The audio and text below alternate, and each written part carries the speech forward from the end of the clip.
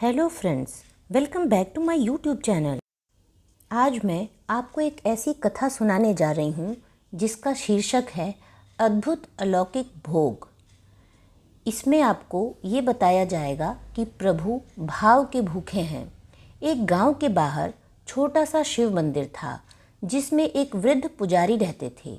एक दिन एक गरीब माँ अपने नन्हे से बालक को मंदिर के द्वार पर छोड़कर चली गई। बहुत खोजने पर भी पुजारी जी को बालक के परिवार का कुछ पता न चला। जब गांव का भी कोई व्यक्ति उस बालक का लालन पालन करने को तैयार न हुआ तो पुजारी जी ने भगवान शिव की इच्छा समझकर उसे अपने पास रख लिया और उसका नाम भोला रख दिया। गांव के श्रद्धालु भक्तों से जो कुछ प्राप्त होता उसी से भगवान शिव का, पुजारी का और बालक भोला का किसी तरह गुजारा चलता।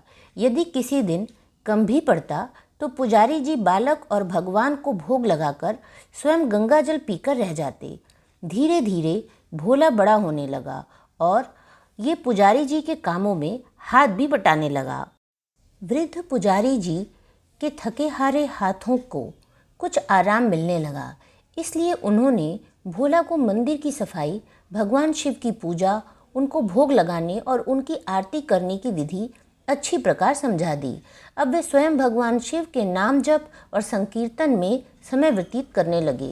एक दिन भगवान शिव के मंगलकारी नाम शिव शिव शिव शिव जाप करते हुए ही उनके प्राण छूट गए।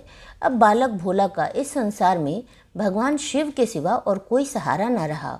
उसने पुजारियों की ये 3 बातें कभी नहीं भूली। भगवान भोलेनाथ शिव शंकर को ताजी गरम रसोई का ही भोग लगाना, भगवान को भोग लगाए बिना स्वयं कुछ भी नहीं खाना, भगवान शिव पर विश्वास रखकर कभी भी किसी भी वस्तु का संग्रह न करना, बासी भोजन का भी नहीं। यदि कोई भक्त पहले से बना भोजन या मिठाई मंदिर में दे जाता तो बालक भोला उसे गरीबों में बांट देता। वो ताजी रसोई बनाकर ही भगवान को भोग लगाता, उसके बाद ही स्वयं प्रसाद ग्रहण करता और यदि बचता तो उसे बांट देता। यदि रसोई बनाने को सामग्री न होती तो भोले बाबा और भोला भगत दोनों गंगा जल पीकर ही रह जाते। एक बार बरसात का मौसम आया और 3-4 दिन तक मूसलाधार वर्षा होने से मंदिर में एक भी भक्त नहीं झांका। भोला अपने भोले बाबा को गंगा जल का ही भोग लगाता और उसे ही पीकर रह जाता। भोले बाबा बालक की भक्ति और सहन शक्ति की परीक्षा लेते रहे, किंतु आखिर में अपने भक्त बालक को भूख से तड़पते देख उनसे रहा न गया। वे सेठ के नौकर का रूप धरकर हाथ में भोजन सामग्री की पोटली लेकर वर्षा में भीगते हुए मंदिर के द्वार पर जा पहुँचे। उन्होंने आवाज़ लगाकर भोला को बुलाया और उसके हाथ में पोटली देते हुए बोले, सेठ जी ने ये सीधा कच्चा राशन भेजा है, इससे रसोई बनाओ, भोग लगाओ और स्वयं भी प्रसाद पाओ। मैं कल फिर आऊँगा। भोला भगत ने आशीर्वाद लेकर उन्हें विदा किया और सूखी गीली लकड़ियों के चूल्हे में गरम रसोई बनाकर भोले बाबा को भोग लगाया। पूरे बरसात के मौसम में भोले बाबा नौकर के वेश में भोला भगत को सीधा देने आने लगे और स्वयं भी गर्मा गर्म रसोई का भोग पाते रहे। एक दिन भोला भगत ने सोचा कि सेठ जी को सीधा भेजते हुए 4 महीने हो चले हैं, किंतु वे स्वयं मंदिर में भोले बाबा का प्रसाद ग्रहण करने नहीं आए।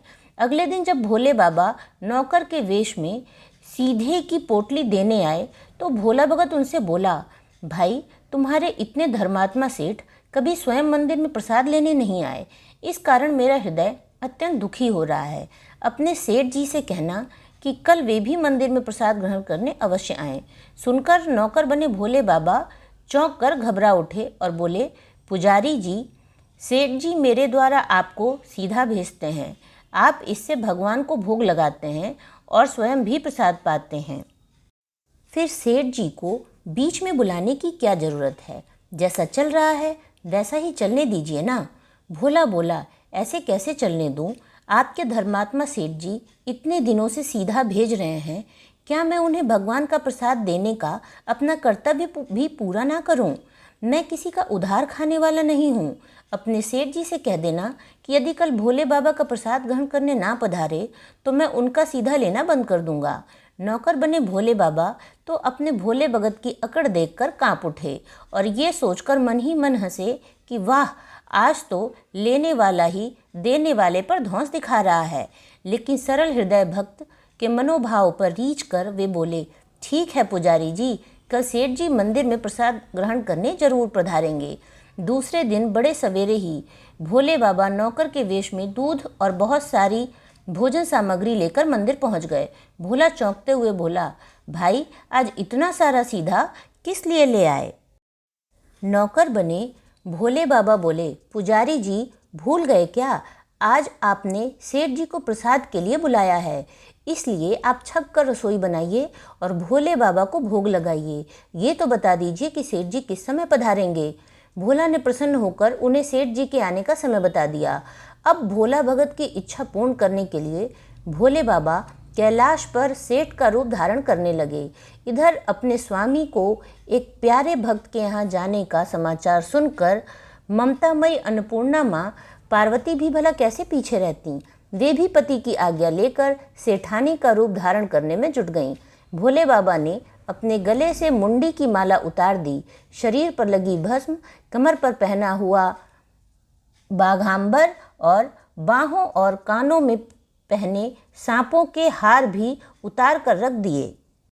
उन्होंने एक मखमल का सुंदर कुर्ता धारण कर लिया, अपनी जटाएं सीधी कर गंगा और चंद्रमा को उसमें छिपा लिया और ऊपर से एक सुंदर रंग बिरंगी पगड़ी पहन ली। सदैव नंगे पैर विचरण करने वाले शिव जी ने आज अपने पैरों में रेशमी जूतियां धारण कर लीं। हाथ का त्रिशूल और डमरू भोले बाबा ने नंदी के हाथ में थमा दिया और अपने हाथ में एक सुंदर छड़ी लेकर पार्वती जी के तैयार होने की प्रतीक्षा करते हुए कैलाश पर चहलकदमी करने लगे। इधर पार्वती जी घंटों से तैयार होने में जुटी हुई थीं।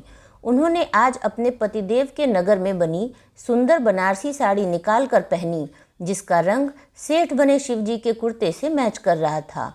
उन्होंने सोने, चांदी, हीरे के जगमगाते हुए आभूषण धारण कर लिए, पैरों में सुंदर सैंडल पहन ली, बगल में सुंदर सा पर्स दबा लिया और भोले बाबा के बार बार आवाज़ लगाने के बाद श्रृंगार कक्ष से बाहर निकल कर आईं। जब पार्वती जी और शिव जी ने एक दूसरे को सेठ सेठानी के वेश में देखा तो वे चकित होकर एक दूसरे को निहारते ही रह गए। दोनों एक दूसरे को देख देख कर निहाल हुए जा रहे थे। इससे पहले उन्होंने कभी एक दूसरे का ऐसा सुंदर रूप नहीं देखा था। जब भगवान गौरी शंकर सेठानी सेठ का रूप धारण करके कैलाश से अपने भक्त के यहाँ निमंत्रण उड़ाने चले तो गणेश, कार्तिकेय, नंदी, ऋषि मुनि, देवता भी उन्हें देखकर ठगे से रह गए। सेठ बने शिवजी अपने हाथ में ली हुई छड़ी को अदा से घुमाते हुए पृथ्वी पर टेकते हुए चल रहे थे और उनके पीछे पीछे बगल में पर्स दबाए अपनी सैंडल से टक टक और पायलों से छन छन की मधुर ध्वनि करते हुए माँ पार्वती सेठानी बनी हुई चल रही थीं। इधर भोला भगत आज सुबह से ही सेठ जी के स्वागत में भांति भांति के पकवान बनाने में जुटा हुआ था। अपने भोले बाबा का भोग तो वह चलते फिरते बना लेता था, किंतु आज उसे कई महीने से भगवान को भोग लगाने के लिए सीधा भेजने वाले सेठ जी को भगवान का प्रसाद देना था। अतः आज उसने अपनी सारी पाक कला झोंक डाली थी। उसने सेठ जी द्वारा भेजे हुए चावल धोकर खीर बनाई, उसे धीमी आंच पर पकाकर गाढ़ा किया और उसने सेठ जी के द्वारा भेजे हुए पिस्ते, बादाम, केसर, चिलगोजे, किशमिश डाले। मिर्च और अदरक को कूटकर उसे बाजरा, बेसन और गेहूं के आटे में भर भर कर मोटे मोटे मिस्से टिक्कड़ बनाए। रसोई बनाकर भोला भगत पुनः स्नान करने चला गया ताकि स्वच्छ वस्त्र पहनकर भोले बाबा को भोग लगा सके और सेठ जी को उनका प्रसाद पवा सके। जब भोला भगत स्नान करके लौटा तो देखा सेठ जी प्रसाद ग्रहण करने के लिए स्वयं तो आए ही हैं, संग में अपनी सेठानी जी को भी लाए हैं। भोला ने झट दोनों से राम राम की, उन्हें आसन देकर बिठाया और बोला, मैं अभी भगवान को भोग लगा कर आता हूँ, फिर आपको प्रसाद परोसूंगा। भगवान के भूखे भोले बाबा से भूख सहन नहीं हो पा रही थी, इसलिए वे बोले, पुजारी जी, भगवान को जल्दी से भोग लगाइए, मुझसे भूख सहन नहीं होती। भोला भगत बोला, सेठ जी, भूख तो मुझे भी बड़े जोर से लग रही है, किंतु मैं अपनी भूख के कारण भगवान को भोग लगाना नहीं भूलता। यदि दुनिया के लोग इसी तरह अपनी भूख के लिए भगवान को भोग लगाना भूल जाएं, तो भगवान तो भूखे मर जाएंगे। सेठ जी बने भोले बाबा एक पत्थर उठाते हुए बोले, पुजारी जी, आप भोग लगाइए, इधर मैं पत्तल परोस लेता हूँ, मुझसे भूख सहन नहीं हो पा रही है। भोला भगत सेठ जी बने भोलेनाथ को डांटते हुए बोला, सेठ जी, भगवान के काम में न तो जल्दीबाजी चलती है और न कंजूसी। मैं जब तक भगवान को भोग नहीं लगा लेता, आप रसोई के पास भी नहीं फटक सकते। चुपचाप इधर बैठ जाइए और ओम नमः शिवाय जपते रहिए। मैं अभी आता हूँ और आपको पेट भर भोजन कराता हूँ। सेठ बने शिव जी डांट खाकर चुपचाप अपने आसन पर जा बैठे। सेठानी बनी पार्वती उनकी यह दशा देख बड़ी मुश्किल से अपनी हंसी रोक पाई, लेकिन जैसे ही भोला भगत पत्तल में सामग्री लेकर भगवान को भोग लगाने मंदिर में गया, शिव जी पार्वती जी को मौन रहने का संकेत करते हुए चुपके चुपके पैर रखते हुए रसोई में पहुंच गए और उन्होंने एक एक व्यंजन उठाकर चखना शुरू कर दिया। भोले बाबा तो प्रसाद को चखते हैं, भौचक्के रह गए। खीर में चीनी की जगह नमक भरा हुआ था और सब्जियों में चीनी भरी हुई थी। जैसे ही भोले बाबा ने रोटी का एक ग्रास तोड़कर मुंह में दिया, वो सीसी करने लगे, क्योंकि रोटी में मिर्च ही मिर्च भरी थी। वो सीसी करते हुए उल्टे पैर भाग आए और अपने आसन पर जा बैठे। माँ पार्वती अपने स्वामी की ये हालत देखकर खिलखिलाकर हंस पड़ी। इससे पहले कि भोले बाबा पार्वती जी के सामने कुछ सफाई दे पाते, भोला भगत ओम नमः शिवाय मंत्र का जप करते हुए आ पहुंचा। उसने भोग को रसोई में मिलाकर उसे पवित्र बना डाला और फिर सेठ जी के सामने पत्तल परोसकर हाथ जोड़कर बोला, सेठ जी, अब आप जी भर कर प्रसाद पाइए। भोले बाबा तो अभी अभी भक्त की भक्ति से भी जोरदार उसके हाथ की बनी हुई रसोई चख चुके थे, अतः उसे जीमने की बात सुनकर उनके पसीने छूटने लगे। कभी वे भोला को तो कभी पार्वती का मुख देखने लगे। भोला को सेठ जी की ढील बर्दाश्त नहीं हुई और बोला, सेठ जी, अब क्या हो गया आपको? अभी अभी तो इतनी उतावले हो रहे थे, अब क्यों नहीं जीमते? आप जीमोगे तभी तो माता जी भी प्रसाद ग्रहण करेंगी, फिर मैं भी प्रसाद पाऊंगा। भोला की ललकार सुनकर भोले बाबा ने चुपचाप खीर का कुल्हड़ उठाया और सारी नमकीन खीर गटक के पी गए। कुल्हड़ खाली होने की देर थी कि भोला ने उसे झट से भर दिया।